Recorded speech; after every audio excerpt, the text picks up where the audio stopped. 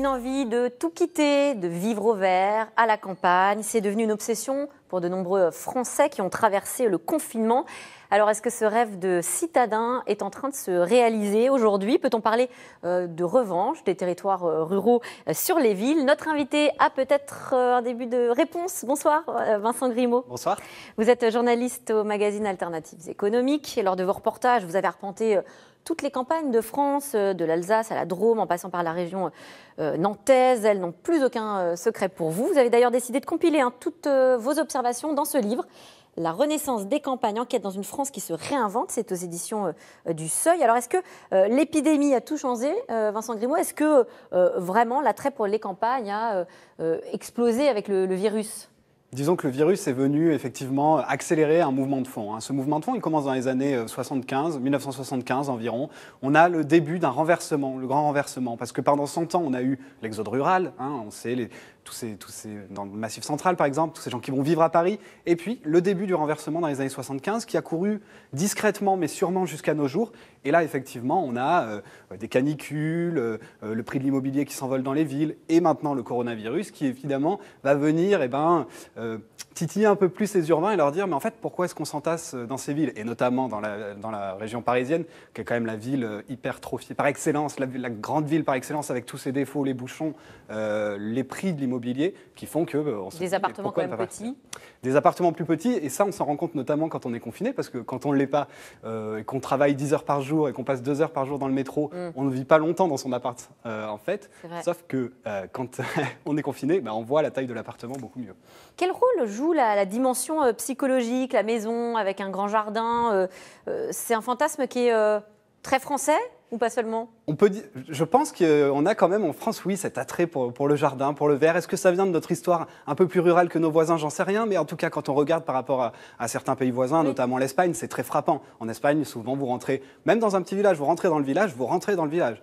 Vous n'avez pas de l'habitat diffus, beaucoup moins que chez nous. Nous, on a une tendance à la périurbanisation, c'est-à-dire qu'on a étalé les villes, une demi-heure autour des villes, puis 1 heure autour des villes, et même autour des petits centres-bourgs, des villes de 10 000 habitants, vous avez des communes périurbaines qui ont gagné beaucoup d'habitants. Donc la renaissance des campagnes, elle se fait d'abord ici, autour des villes, et puis progressivement, on a aperçu par-ci, par-là, par exemple dans la vallée de la Drôme, un mouvement très net de gain de population, avec pour le coup des citadins notamment, qui viennent s'installer en zone rurale isolée, on va dire, et qui viennent vivre une vie pour le coup beaucoup plus rurale et beaucoup moins liée à la ville. Voilà. C'est-à-dire des gens qui vivent ici, travaillent ici, et ne sont pas forcément à faire la navette tous les jours entre la ville et la campagne.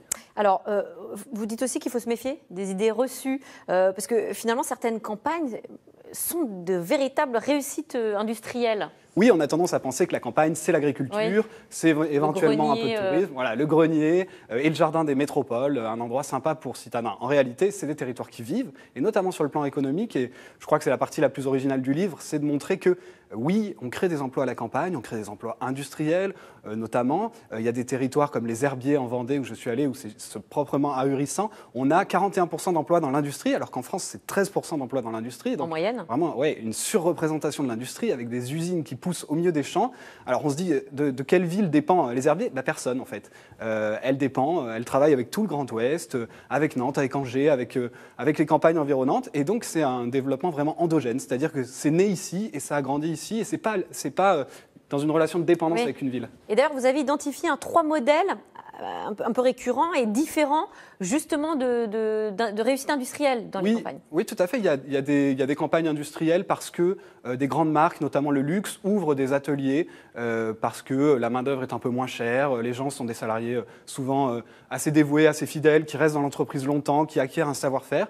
Donc pour une grande marque de luxe, on ne va pas les nommer, mais elles ont toutes ouvert des ateliers à la campagne. Ça, c'est le premier modèle. Le deuxième, c'est effectivement de l'industrie qui se développe parce que les gens sont attachés au territoire, vraiment les chefs d'entreprise sont attachés, ils disent moi je vais créer mon entreprise ici, je vais la faire grandir ici et je ne vais pas la vendre à n'importe qui, je la vendrai à quelqu'un du coin. Et comme ça, en fait, les entreprises ont une espèce de... Elles sont plus durables qu'en ville en réalité, ça, les statistiques sont très claires. Et le dernier modèle, c'est un modèle un peu plus cluster au sens économique du terme, c'est-à-dire une région, à un moment donné, pour une raison historique ou autre, va avoir une spécialité économique très nette. Et ensuite, il y a des ingénieurs qui vont venir, qui vont innover. Donc, on va créer des emplois là-dessus.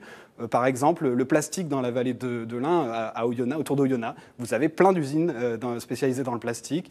Même chose à Yssingeaux, donc c'est entre le Puy-en-Velay et Saint-Étienne. Là aussi, c'est le plastique. Et donc, il n'y a pas de raison historique particulière, mais à un moment... Pardon, je vous coupe. Est-ce que justement ils sont conscients de ces atouts parce que j'ai l'impression en vous lisant aussi que vous avez repéré dans vos liens, dans vos échanges, que parfois c'était sous-estimé. Oui, je pense vraiment, et c'est pour ça que j'ai écrit ce livre, je pense qu'il y a un gros handicap dans les campagnes, c'est que les gens ne croient pas du tout qu'ils s'en sortent. Enfin, ils ne se rendent pas compte qu'ils ont plein d'atouts, et surtout, ils pensent qu'ils ne vont pas s'en sortir à l'avenir. Alors pourquoi ils pensent ça? Parce que pendant des années, et depuis 10 ans, on explique à tout le monde sur beaucoup de plateaux télé qu'il va y avoir la grande victoire des métropoles, enfin un printemps métropolitain avec des grandes villes en compétition, Lyon en compétition avec Munich et Barcelone, Paris en compétition avec Londres et Shanghai. Et donc on dit, si on veut de la croissance, il faut des villes fortes qui créent de la richesse et que ça ruisselle un peu sur le reste du territoire. Et donc, à force d'entendre ça, les ruraux finissent par se dire, bon, nous, on n'est pas là-dedans, nous, on est condamnés quelque part. Et en fait, quand on se balade dans les campagnes, c'est vraiment fascinant de voir que non, les campagnes ne sont pas condamnées, mais les gens ne s'en rendent pas toujours compte et c'est dommage. Alors, sauf ceux justement qui veulent y aller. Alors, c'est quoi le profil du néo-rural finalement, celui qui vient s'installer à la campagne aujourd'hui? Alors, les néo-ruraux, c'est avant tout des cadres, ça c'est clair, des gens qui peuvent choisir leur vie, qui ont le luxe de pouvoir soit créer leur emploi à la campagne, et créer leur usine à la campagne, leur entreprise à la campagne, ça c'est un modèle. Ou télétravailler, c'est la clé. Ou télétravailler. Ou pas forcément. Alors je dirais pas que c'est la clé. Je dirais pas à un maire rural misez tout sur le télétravail, parce qu'en réalité c'est difficile d'accueillir. On ne sait pas si les gens vont arriver à se plaire sur le territoire. Mais je dirais que c'est plutôt la cerise sur le gâteau. S'il y a des gens qui viennent parce que... Ça ne crée pas forcément non plus d'activité. Non, ça crée peut-être moins d'activité. C'est des gens qui sont encore très liés à la ville. Donc c'est très bien qu'il y ait des télétravailleurs qui arrivent. Il y a des territoires qui renaissent grâce à ça en partie. Mais ça ne peut pas être une politique de développement, je pense. Mais en tout cas, effectivement, il y a ce profil-là. Et après, il y a un deuxième flux plus minoritaire et dont on parle un peu moins. C'est des gens qui sont chassés des villes par la hausse des prix. Et là, qui, pour le coup, sont des personnes pauvres et qui se disent je vais aller tenter ma chance à la campagne en espérant que la misère, il sera moins dure quelque part. Et pour ces gens-là, c'est compliqué parce que, effectivement, ils peuvent se retrouver sans emploi. Il y a moins d'emplois. Le tissu économique est moins diversifié. Ce n'est pas forcément non plus la douceur de vivre qu'on peut imaginer, qui est une certaine caricature aussi. C'est une vision très classe sup, on va dire. Voilà. Donc il y a aussi une vision plus difficile. Et l'arrivée, en tout cas, de ces classes supérieures peut aussi poser problème si on ne fait pas attention, notamment à la hausse des prix de l'immobilier. Parce que les gens qui arrivent de la ville avec des gros revenus peuvent s'acheter les plus belles maisons et vont faire monter les prix progressivement. Et du coup, ça peut être compliqué pour la population rurale, qui reste assez populaire. C'est essentiellement des agriculteurs, des employés, des ouvriers. Ces gens-là vivent bien aujourd'hui à la campagne parce qu'ils peuvent se loger. Mais si demain, des centaines d'urbains débarquent avec des gros revenus, il va y avoir un vrai sujet de cohésion sociale. Et donc là, attention pour les Ce qui est arrivé d'ailleurs dans certaines... Oui, dans certaines régions comme la vallée de la Drôme, on commence à voir ce phénomène. Comme dans la Drôme, en effet. Voilà. Il reste encore du travail, on le voit, pour valoriser les territoires. Est-ce qu'il y a des leviers particuliers sur lesquels on peut influer? Oui, il y a plein de leviers. Et le premier, vraiment, c'est de se dire qu'est-ce que j'ai sur mon territoire et comment je le valorise. Il y a des gens tous les jours qui vivent dans les campagnes depuis longtemps, qui mangent, qui se déplacent, qui travaillent, qui ont des loisirs. Et si on essaye à chaque fois de gagner un peu de développer un peu ces services-là pour ces gens-là, on commence déjà à créer des emplois. Et en fait, on est focalisé sur la capacité à attirer des emplois extérieurs, alors qu'il y a des emplois sous les yeux. La complémentarité. Exactement. Il faut que les territoires marchent sur deux jambes. Eh bien, merci. Merci à vous. Merci Vincent Grimaud pour la suite et pour tout savoir justement sur cette organisation dans les campagnes. La renaissance des campagnes, c'est aux éditions du Seuil tout de suite. C'est dans l'air. Ne bougez pas, l'émission c'est tout de suite et moi je vous dis à lundi.